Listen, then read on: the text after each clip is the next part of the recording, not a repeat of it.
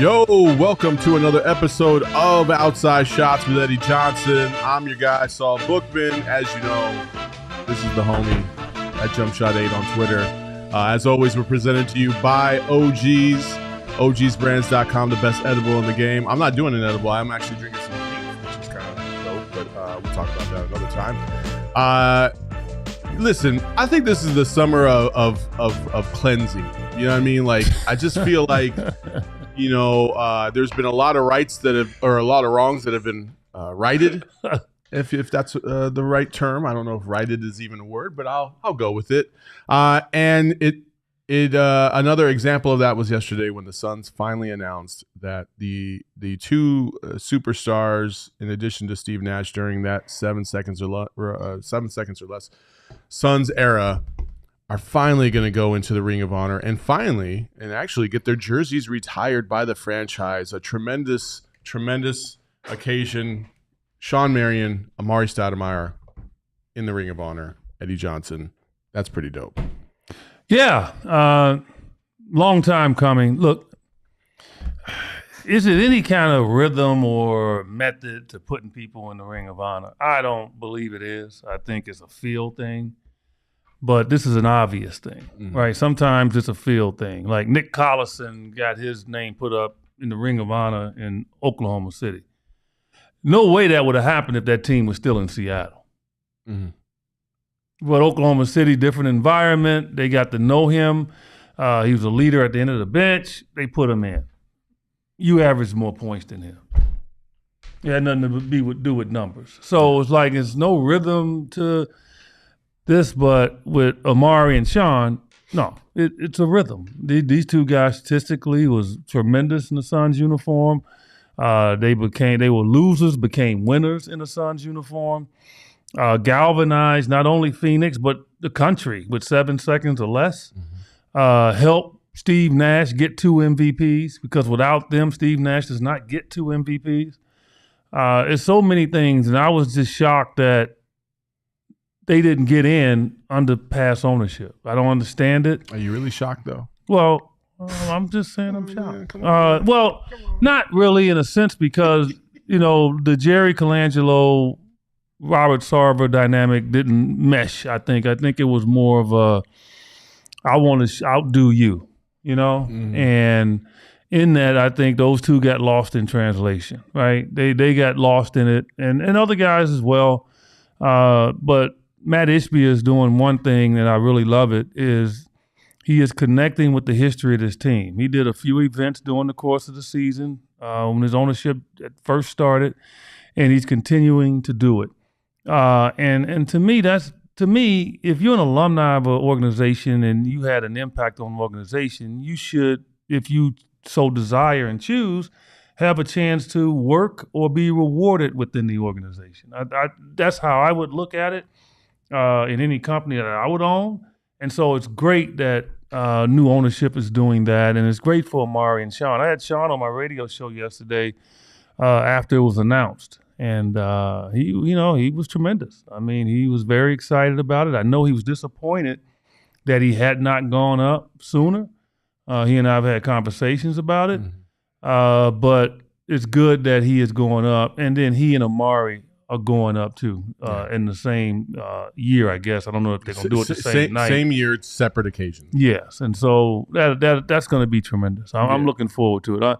I'm looking forward to Shawn being able to give a speech and not curse. Did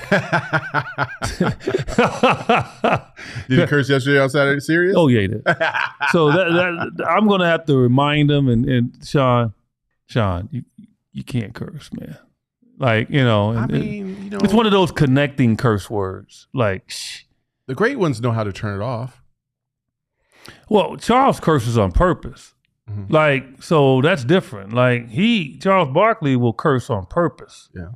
It's not like, a mistake. He actually planned to curse. Yeah. I don't think Shawn does. It's like an emotional curse word. Yeah. A connector word that you don't know what to say next, so you just say, shh. I think it's tremendous. And I also think that there was whether they said it out loud or not, it just felt like they were still a little jaded by the franchise for this specific thing, as well as other things that had gone on before they moved on. Amar'e, you could kind of understand why the Suns didn't want to take the gamble on Amar'e because of the whole the eye thing was kind of problematic, and he went off to New York and got his money, and I could kind of see that. Shawn Marion will forever be the one where you're just like, man, you just wish he should have been a Sun forever. You know what I mean? And so, and I know Amar'e felt traded for an all-time great. He did. He can't be mad about that. Sure, but then obviously Shawn moves on and goes to to Dallas and wins a ring there, and now they've already recognized him. It just makes sense for these two to be up in the Ring of Honor. They meant so much to this franchise, and they're so adored by the Suns fan base. And so Matt Ishbia, again, he's got a very good pulse so far on what the fans want and what this franchise should stand for. And he's trying to right a lot of wrongs. And I give him credit. I give the rest of the franchise credit, because there's a lot of people in that building. And Espo's talked about this before as well, about internally when they tried to push to get Al McCoy recognized in the Ring of Honor. Internally, there's dozens and dozens of individuals there that have talked about the fact that they've always thought it was weird that Shawn Marion and Amar'e Stoudemire was not in the Ring of Honor, and I feel good for all of them, because now they don't have to answer that question anymore, and it's going to finally happen. So, oh boy, Hall of Fame. Mm-hmm. That's big time. That's coming up. Yeah. The Hall of Fame class is going to get inducted here shortly. A lot of big names on that list. You wanted to talk about the Hall of Fame. What did you want to talk about? No, it's just more so just to recognize it. Obviously we go through it every year. It's kind of polarizing. It's almost like a top 10 list, or who's the GOAT. Every year people wonder, okay, why isn't this guy getting in? Why isn't that guy getting in? The guys that's getting in this year, I have no argument. Like Dwayne Wade, Dirk Nowitzki, Tony Parker. I have no qualms about Paul Gasol. I thought he became a winner when he went to L.A. Forgetting the last one. The whole list, as we have it right here, it is Gene Bess, Paul Gasol, David Hickson, Gene Cady, former Purdue head coach, Dirk Nowitzki, Tony Parker, Greg Popovich, Dwayne Wade, Gary Blair, and Becky Hammond. Right. So I hit Spurs in that group. Yeah. So I hit the 4 players, and then Popovich, obviously an NBA guy right now, is in it. The unique thing is it's a versatile group. 6 coaches on there. Mm-hmm. Like you named the obvious coaches, but Valvano's on there. The first 2 individuals you said, Blair and Best, they were coaches. Mm-hmm. I think Hickson is on there, and Hickson is was basically coached at Elmhurst his whole entire career and had a tremendous record. So he's being recognized. So it's very versatile. A lot of coaches. The thing that I always have an issue with when it comes to the Hall of Fame is baseball has a baseball Hall of Fame. Football has a football Hall of Fame, right? Just the players. I just don't understand why basketball does not. I think there's so many players out there right now that are worthy of being in the Hall of Fame based on the criteria that all of a sudden they're using to put people in. When I retired, I'll tell you, and this is where I sat when I retired. I think I was top 25 all time in scoring. Mm-hmm. Oh, that's top 25 out of thousands. Yeah. I think it was only maybe 6 or 7 guys in the Hall of Fame, I think, when I retired, maybe 10, that had more career points than me. And I am telling you, honestly, my ego can get a little big. I never thought at that point in time that I would make the Hall of Fame. Like, I view the Hall of Fame as like the best of the best. Mm-hmm. Like, no argument. Like, that guy's going in, no argument, right? Dirk, no argument. Yeah. Like Dwayne Wade, no argument. Tony Parker, no argument. Like Pau Gasol, you can argue a little, but then when you look at his international play and then what he did in Memphis and then going over when Kobe was losing and helped the Lakers win titles, no argument. Yeah. Right? So this year is a year where I say, okay, I'm going to enjoy it and I'm not going to question. But over the years, man, it's been, and I'm not going to name guys because all of them are tremendous players, but they fell below maybe the bar that I thought when I retired, and why that I knew, well, no, Eddie, you're not making it, right? No, no matter where your numbers are, nah, you're going to be in a room with like Magic Johnson, like, Based on that criteria, you think you should be in? Based on how they think, it's a lot of players that now think they should have a chance. Okay. Are you? And I don't think that's fair. Do you? Yeah, well, of course. But my point is, I don't think it's fair. Like, because the way that I view it as, can I go sit in the room with Magic Johnson and Larry Bird and say, okay, I'm sitting here. Yeah, I'm Hall of Fame. Really? It's like, that's Hall of Fame. And then if you do make it, can you go over and sit in a group with them and actually have a basketball conversation and do it with bravado? Huh. No. And so that's how I view it. I think you're viewing it as like the top of the top. Yeah, but that's what that's what the Hall of Fame is. Because my opinion, I share the same opinion as you. I've always felt like at one point in your career, you have had to shown that you could be in the argument for the best player in the league at that point. Whether it's 1 year or not, at least at one point in your career, you could make the argument that guy was the best, the best in whether they won an MVP or not. Like he was fine. At the top. You know what I'm saying? So that's kind of where I look at it. You were for 1 year, you were sixth man. You were the best sixth man in the NBA. Yes. Okay. Your scoring list was up there in the top 25 when you retired. Like I would make an argument that you should be in the Hall of Fame because at one point in your time, you were the best at one specific thing in the NBA. And I think that's a good criteria to go by. But here's where I would say, and I'm beating myself up here. So a lot of people always say I'm trying to give you credit, Eddie. Yeah, but but then I'm taking the opposite side. Because I needed guys like Magic and Bird for me to put up the numbers that I did. Case in point, Kevin Johnson should be in the Hall of Fame. You know why? Because I know the value that he not only provided individually, but also provided for me to look like I was one of them, right? Tom Chambers. People just don't realize how good he was, right? Should be. So that's how I view it. Like, those guys had to carry a load. Like, yeah, in my prime, like mid-prime, when I was playing in Kansas City, Sacramento, I was like arguably the best player on the team. I led in scoring, second in rebounding. Yeah, I played all the minutes. Yeah, okay. Yeah. But I wasn't winning. When it came to winning, then when Kevin came on board, we got Tom. All of a sudden, we went from a 28-win Phoenix Suns team to 55. We started winning. I had my best year playing alongside them. Jeff Hornacek improved as a player. Like, you get me? Mark West became known as a very good defender. Ty Corbin, a great role player. All of a sudden, Dan Marley, a rookie, elevated quickly. Yeah. It was all because of those two guys. And so that's the way I look at it. And some guys now have gotten into the Hall of Fame. And I'm not, like I said, I'm not naming names because some of them are friends of mine and they were damn good ball players. But the way that I viewed the Hall of Fame was guys that carried, guys that played at a super high level, and guys that took a lot of the pressure off of you as a basketball player. That's how I viewed it. I don't view it like that anymore. Okay. I don't. I view it as a political thing. I view it as, who do you know?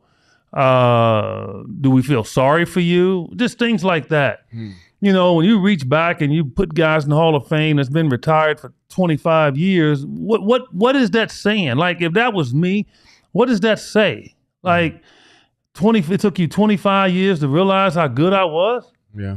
You know, so that's why I wish we had an NBA Hall of Fame. I wish that, because if we did, then I think it'll be more even keeled, And all due respect to the coaches that's getting in and international people that get in, that's fine. They have their own Hall of Fame over in Europe. Why do they need to have a committee for an international to vote them in on a different group because they played over here? I don't like that. I don't. I know it's the Naismith Basketball Hall of Fame, but we should have an NBA Hall of Fame. And I think that will cut out all of the disappointment that a lot of guys get every year that's sitting around and believing they should make it. Robert Horry believes he should be in the Hall of Fame. I can't push back on Robert Horry. Yeah, he didn't average a ton. He only averaged 7-8 points in his career. But Robert Horry hit some of the biggest damn shots in playoff history. When he had to step up, he did.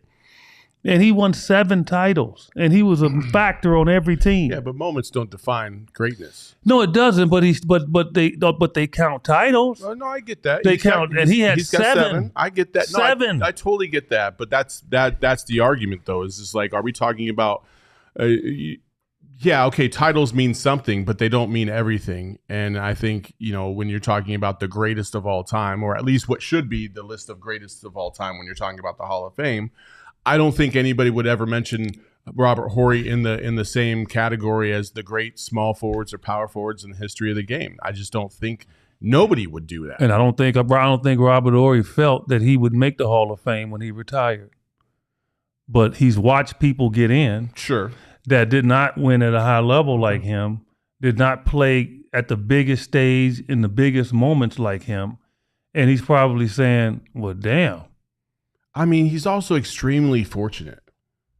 He's fortunate, but he stood up and held his own. He was the best defender. He's normally second to best defender. He's fortunate that Michael Jordan wasn't playing in the league those 2 years. I don't know if they would have beat Houston. They might not have, but he wasn't. I don't think they would have beaten Houston that year. He wasn't playing. Hakeem was playing at a crazy level. When he came back, they didn't win again. I'm just saying. And then the fortunate bounce from Sacramento, obviously. But he took advantage of all the opportunities is the biggest thing. I get that, but he's not a Hall of Famer just based on those small instances. There was other guys that were bigger parts of those teams that had to carry the load. He never had to carry a load ever. I don't believe he's a Hall of Famer either, but what I'm saying to you is that based on some of the guys that have gotten in, he now believes he is. Mm-hmm. And that's why I say I think it's been watered down. And this year, it's not watered down in regards to NBA players. All 4 of these guys deserve to be in the Hall of Fame. And that's the way I like to look at it. Well, we like to look at OGs. You can go to ogsbrands.com and find yourself some of the best edibles out there. Go to ogsbrands.com to find the best dispensary or the closest dispensary to you. They have the fruits, they got the creams, they got the Happy Balance gummies, they got the 1-to-1 THC to CBD ratio Happy Balance, which is the strawberries and cream. Check them out at ogsbrands.com. Remember, you must be 21 and over to enjoy. You should probably take some OGs before we talk about this next topic because a lot of tomfoolery was going on, courtesy of Paul George. Bar you dropped on someone in the league. I know Book, you gave him the Yeah, I was in my feelings though. And Book was time. busting my ass that day. I was not where I needed to be. God.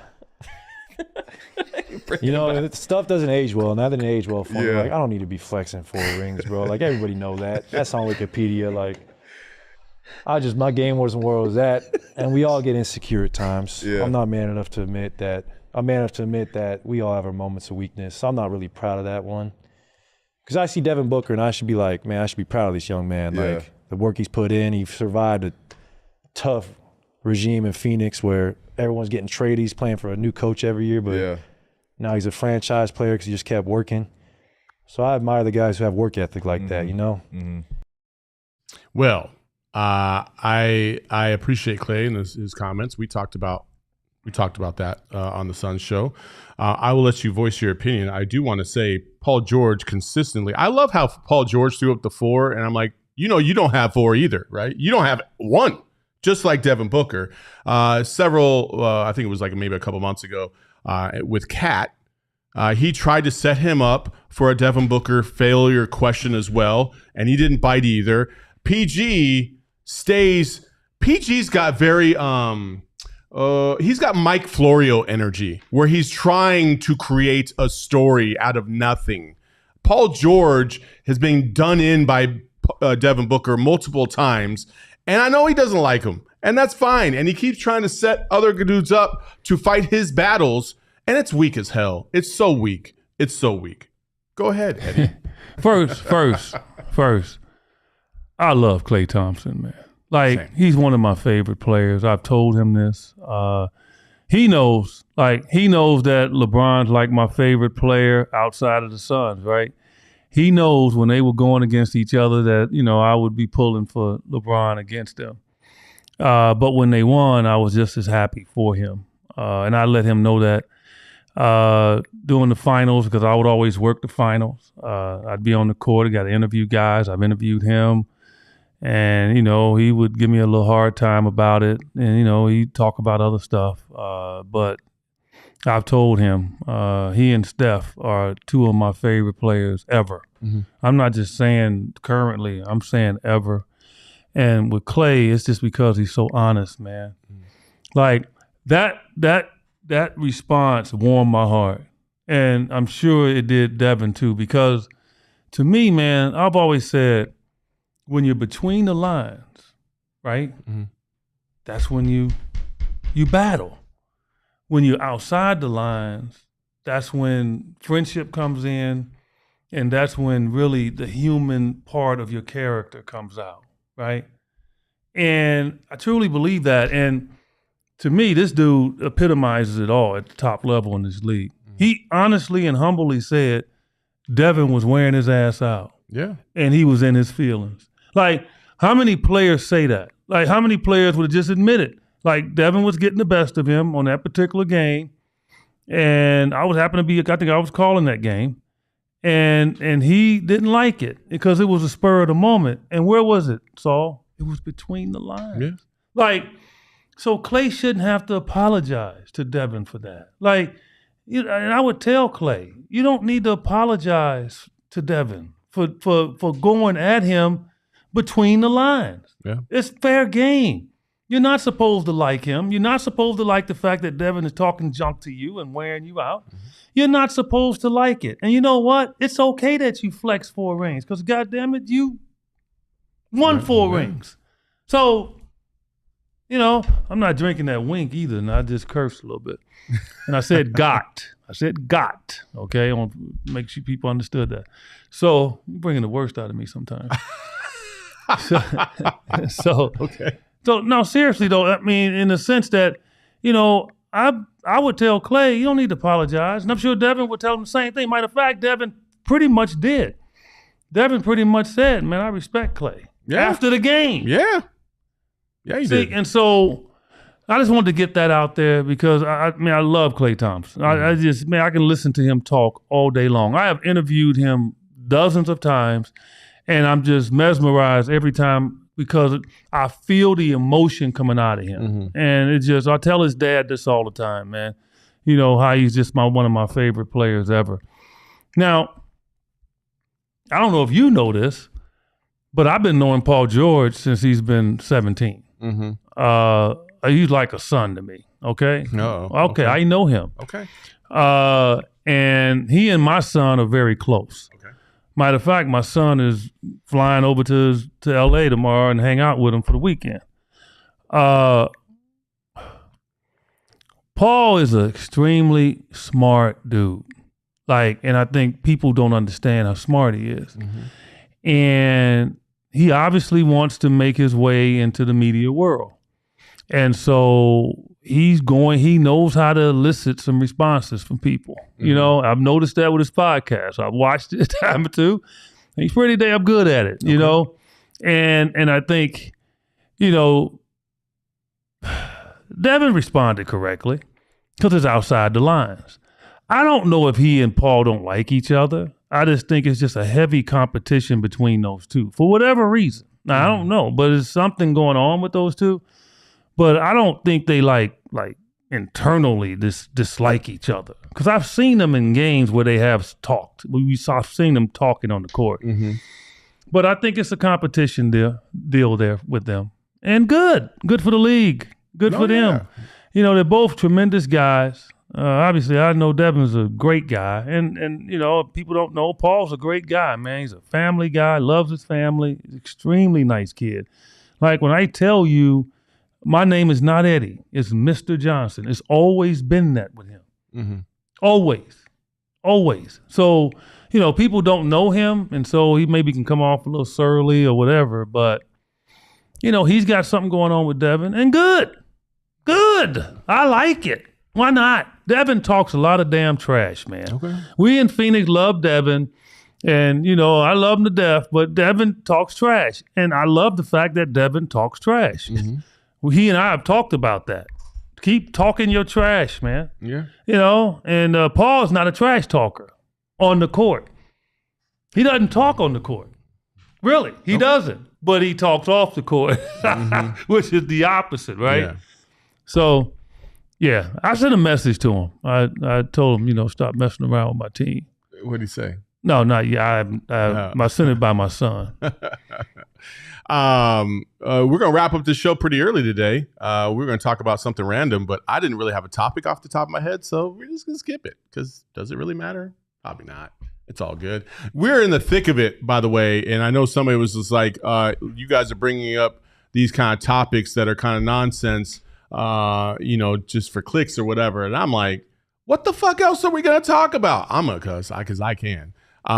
What else do you want us to talk about? There is literally nothing going on in the sports world regarding the Suns that can take up a whole show. We talked about the Ring of Honor, people.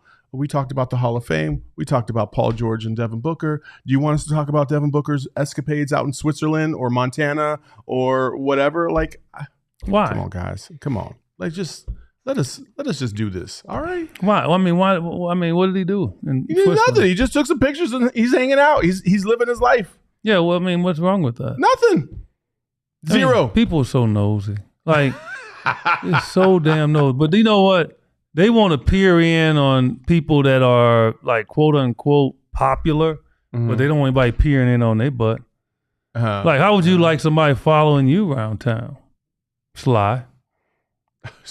No, Sly's just Sly's. I know. I'm just messing with him. He's an innocent bystander here. I'm just messing. Somebody else in the comments. I'm just messing. Yeah, we could talk about the World Championships, and we will talk about those next week for sure. There was a lot of great play. I'm very anxious to see DeAndre Ayton get on the court for the Bahamas. I want to see that in person. I want to see what's going on. With him. How bad is Eddie killing you at golf? Let me tell you something. He talked all that smack, right?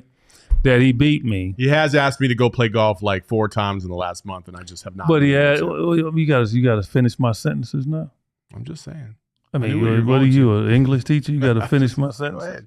No, I'm a psychic. That's why I finish your sentences. No. You beat me one time, and you came on the show and you bragged about it, and then I dusted his butt. You did not dust me. I dusted you. I beat you worse. I beat you worse than you beat me. You eked by like a stroke. You eked it out. It was match play. Bro. You eked it out with one whole win on me, and I destroyed you by about 3 or 4 holes. It wasn't even close. Okay? And I haven't seen you since. Now, the only thing I like to take from that, since I haven't seen you, is I hope you're practicing. So if that's the reason you avoiding me, that's fine. Get your practice in. I want you to go see a golf guru if you need to. Get your game in order, and then when you show up again, I'm gonna spank you again. Then what you gonna do? Okay. I told you. After you beat me and came on this show and bragged about it, what did I tell you? You will never beat me again. All right. And I'm going to hold true to that. You will never beat me again. I can't even take this serious. Not only will I beat Eddie again, I promise you I will. That will fucking happen. I promise it will. You won't. I'm busy right now. I'm sorry. You got, the retired life that you're living and you're just chilling. How am I retired? Just kicking I'm retired. It. You're in the off season. You got all this time. I got a whole company to try and run. How am I retired, though? I'm just a lot of things. You do a 3-hour show. Let me set him You straight. come in here once a week doing this 1 hour. I'm going to set you straight right now. I'm going to set you straight. I work for the Suns. I'm kidding. I work 5 days a week for a radio show. I'm on the board of like 4 companies, and I'm busy running my company and building an app. That is a lot of damn work. I do. ALLCITY. And I go around and I give motivational speeches to companies. I gave you a motivational speech this morning before the show. You sat down and said you were stressed out. I am. But I gave you a couple of. I said, hold up. You're stressed out. Did you wake up this morning? Yes. Did you get a call about anybody leaving here this morning close to you? No. Can you pay your bills? Yes. Well, why are you stressed? Like, is your health good? You said, yeah. Okay, so if all those things are good, why are you stressed? Life is stress. Life is a big stress ball. You know it when you wake up. Mm-hmm. What about them people in Hawaii? And thoughts and prayers go out to the people in Maui, because that's the beautiful land that everybody goes to, and all of a sudden it's burning. But can you ever imagine that those people thought that they would have like forest fires going on that beautiful island? 36 people have lost their lives. So, they got stress. You don't have any stress. You came in there drinking a can of Wink. Mm-hmm. And I don't even know what's in it, because nothing, it says no sodium, no nothing, no potassium, no nothing, no sugars, no nothing. It's all zeros. Yeah. But then it's liquid. So what the hell is that? It's carbonated water with THC. That ain't no carbonated water. That is carbonated whatever stuff is to get you a little worked up and a little woozy. No, that's not at all what it does, Eddie. Does OG You've never had that. Does OG like the fact you drinking some other OG? Well, OG's doesn't make a drinkable you product. You doing a commercial for Wink now? No. How do you they are a sponsor of ours. Do you wink when you said Wink? Oh man, Brian Abdallah said, Saul posting about playing 10 minutes of pickup ball. What about that topic? Pickup ball, man, please. You won't look. No. Now I shoot jumpers. No. He's talking about. I posted the other day about playing pickup ball for the first time in like a decade. Did you play? I did. And you was beat up. Your body felt like junk. And I almost died. Yes. Man, yes. But look, basketball is not, man, I'm telling you, people don't realize, man, that thing takes a lot out of you. I have not played basketball since I played, I think, in a celebrity game, probably 12 years ago, 13 years ago. Mm-hmm. I won't touch it. I'll shoot, because, I mean, damn. I mean, just like, you saw me over in Israel. That was a 3-point contest. It was just like, look at that form. That'll never leave. Mm-hmm. But my legs left a long time ago. Yeah. I'm not messing with that game. Trust me, man. I did one pump fake and I tried to take it to the hole, and I was like, oh yeah, that's not there. Yeah, really. That's one pump. There. You used to one pump. Nope, yeah. That's fine. Okay, all right. Well, that's the end of this show. That's what we'll leave this off at. As always, you can follow us on Twitter at JumpShot8. You can follow me on Twitter at Saul_Bookman. For the Nugget fan that joined up, I see you, and Don't nobody care nothing about no Nuggets. You won last year. We're all over here. Get over it. What are you doing? Go to work. Go home. Bye. I'll be at 7-Eleven in a little bit. I'll see you.